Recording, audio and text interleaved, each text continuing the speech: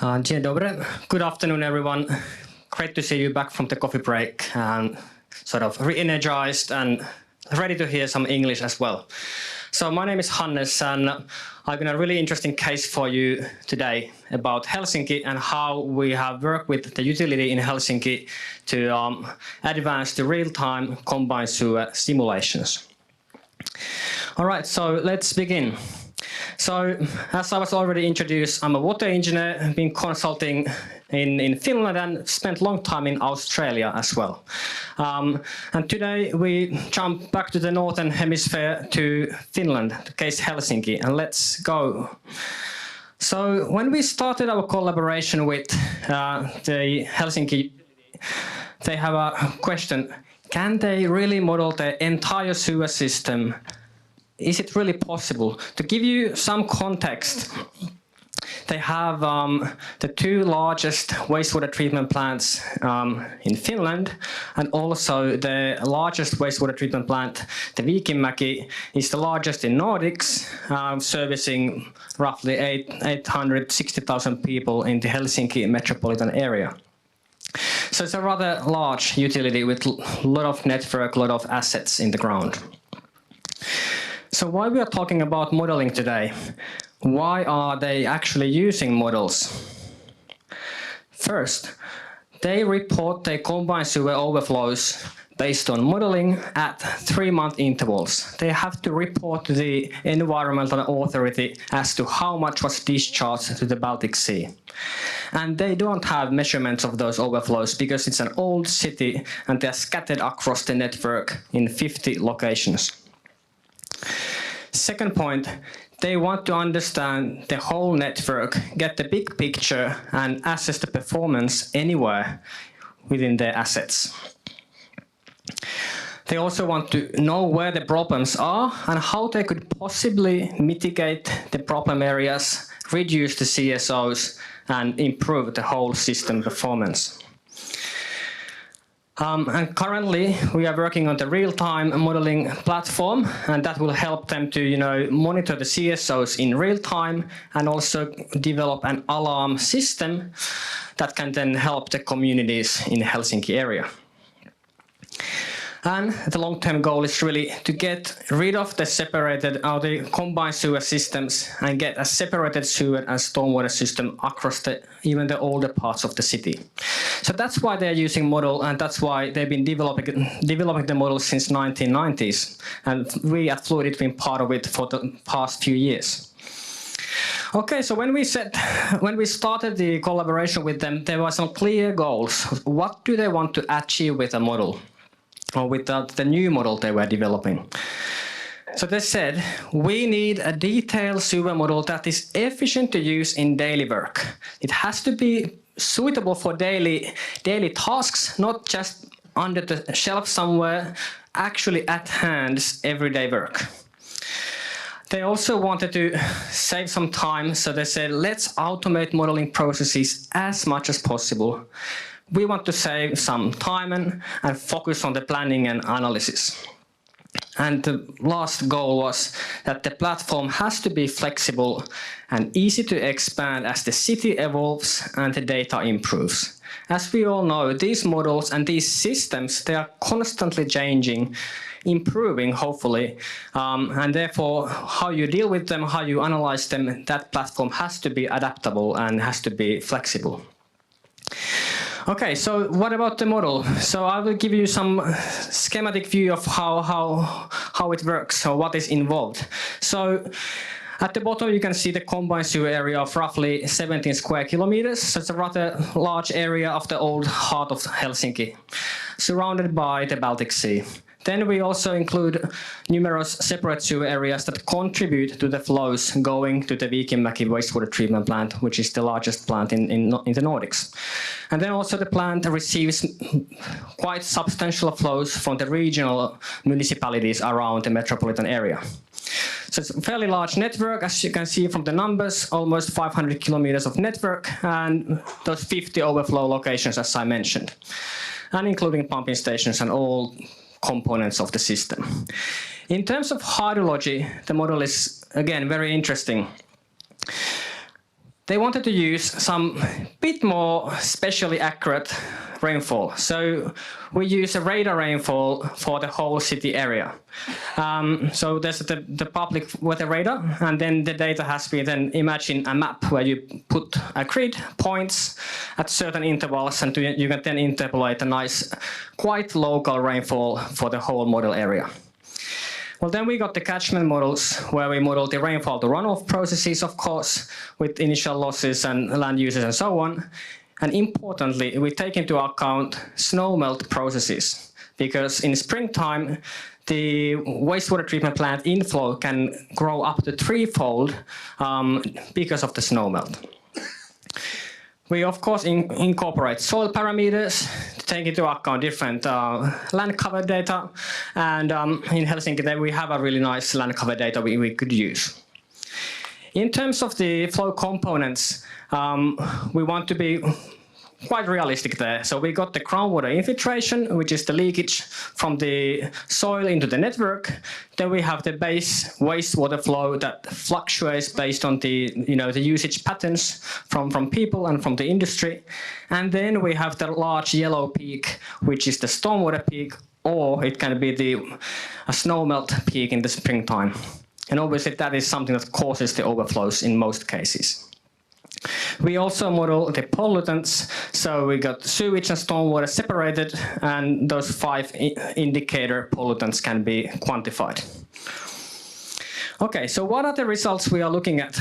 There are many of them, but the key findings they want to see as quickly as possible are where do the overflows actually happen.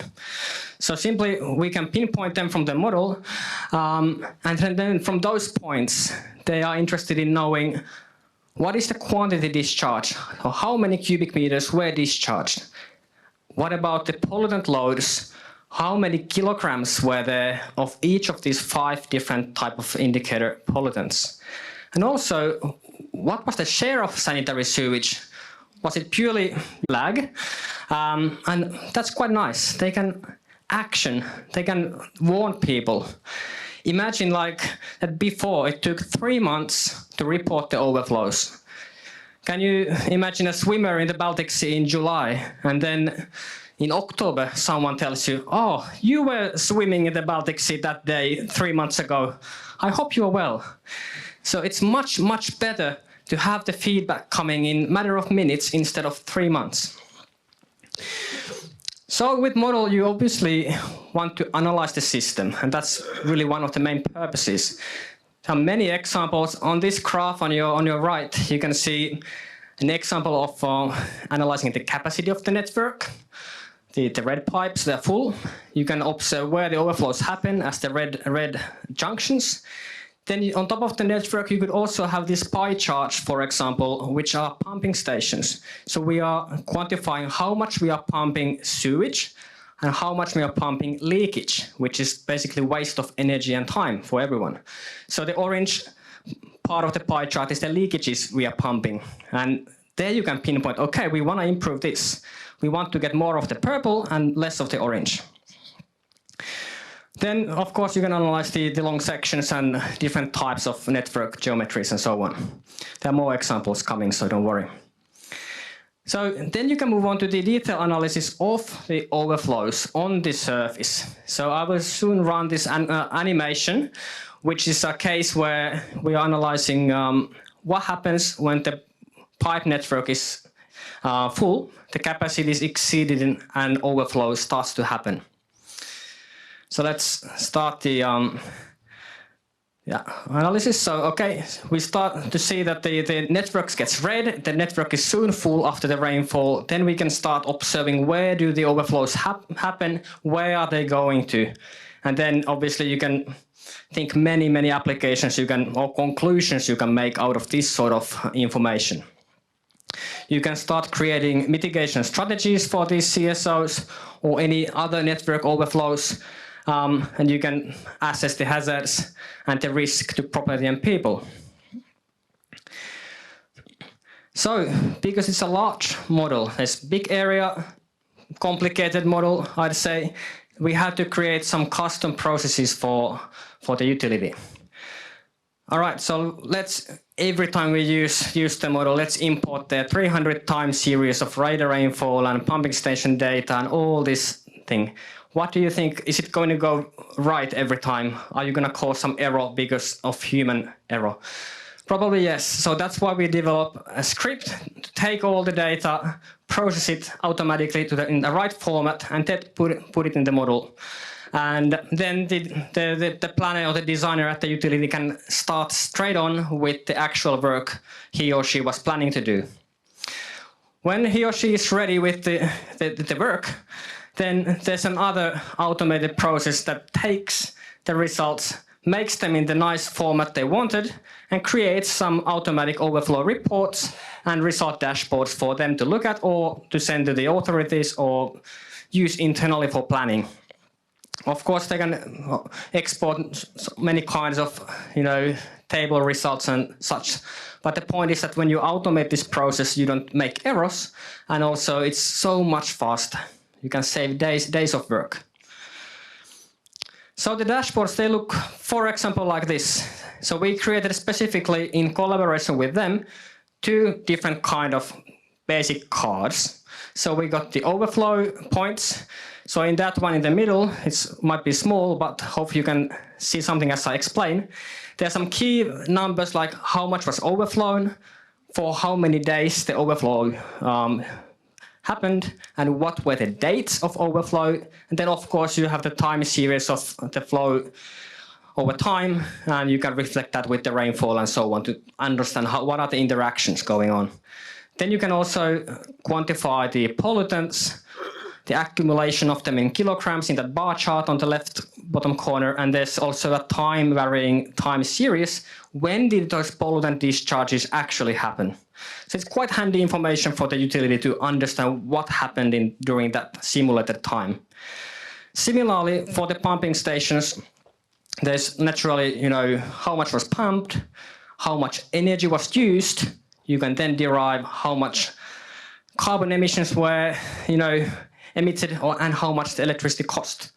Then there are the inflow and outflow wet well height, and also nicely on the bottom right corner, when you see blue, you're pumping sewage. When you see red, you're actually pumping just stormwater and leakage. All right, but quite interesting information. So some conclusions to wrap up. First, working with them, they've been really happy, and clearly we've demonstrated some key findings. The first is obvious, that now we can know the overflows quickly. Instead of 3 months, they get the feedback within minutes or an hour. As a model building process, you might be very familiar with that. You have to review the data, you fill the gaps, you fill the holes, you make the whole the utility understand the network better. So that was very important. That will help them down the track in the next projects. They also get an improved understanding of the system and the problem areas. And also as a model, you have to work systematically using some process, and that helps to take on more people. You can easily, educate more people in the utility and always use the same process. It's more systematic. And importantly, with the model, the results are available anywhere, in any component you wish to know. You just pinpoint the node, junction, pipe, and you get the results from that location. Second aspect, it's safe and rapid, and it's also cost effective. It's independent from weather or seasons, and those are the problems with measurements. When you have a very heavy rainfall event, often the measurements do not work because there's too much water in the measurement point. And also season in winter, the weather or the water may not go to the places you expect. So simulation might give you some indication of the real performance. And there's obviously less need for costly and unreliable measurements, and you can use those scenarios for assessing future options and plans. And importantly, when we talk about scenarios, you can prepare.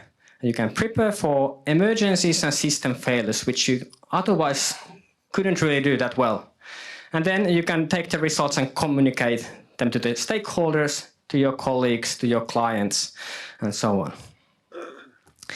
And as I mentioned earlier, it has to be a future-proof, flexible platform. So the platform we now develop is ideal for this real-time application, and the pilot is finishing this year, and it will be then be in operation next year. That's the plan.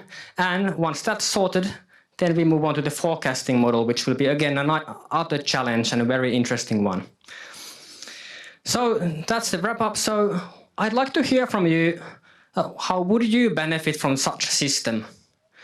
You can grab me at the stand near the coffee tables and come and discuss. I'd like to know more of your challenges and your network, your models. What are you working on? So please come and visit us at the coffee tables. We'll be there. So thanks for your attention and your time. Dziękuję.